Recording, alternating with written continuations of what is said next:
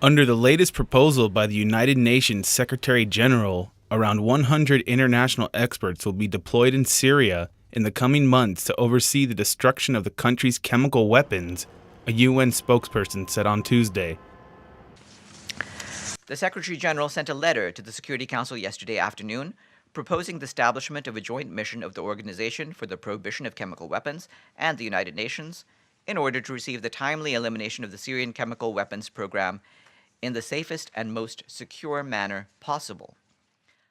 According to the proposal, Bonn will appoint a civilian special coordinator in close consultation with the Director General of the Organization for the Prohibition of Chemical Weapons.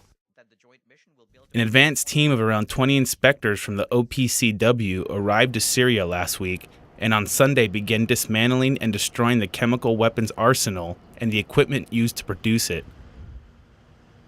The OPCW inspectors have about 9 months to purge President Bashar Assad's regime of its chemical program. The mission, endorsed by the UN Security Council, faces the tightest deadline in the watchdog group's history and must simultaneously navigate Syria's bloody civil war. The Secretary General noted, Haq said during a news conference at the UN headquarters that, given the operating environment, the joint mission will establish a light footprint in Syria, only deploying to Syria those personnel whose presence is necessary in the country to perform their tasks.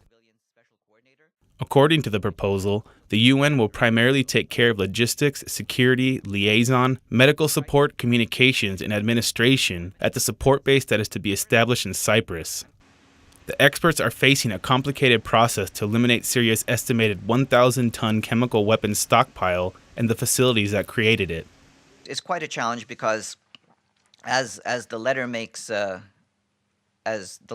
clear, it's going to be an operation the likes of which, quite simply, have never been tried before.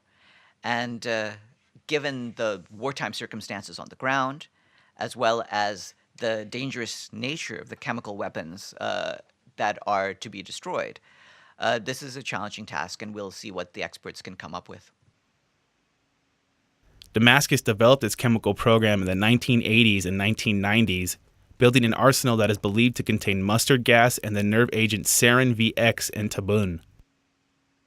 The production and storage facilities are understood to be scattered around the war-torn country. The disarmament mission stems from a deadly August 21st attack on opposition-held suburbs of Damascus, in which the UN has determined the nerve agent sarin was used. Hundreds of people were killed, including many children. The Syrian civil war has laid waste to the country's cities, shattered its economy, killed around 100,000 people, and driven more than 2 million people to seek shelter abroad. Another nearly 5 million people have been displaced within the country, which has become a patchwork of rebel-held and regime-held territory. This is Armando Cordoba for Rudal English.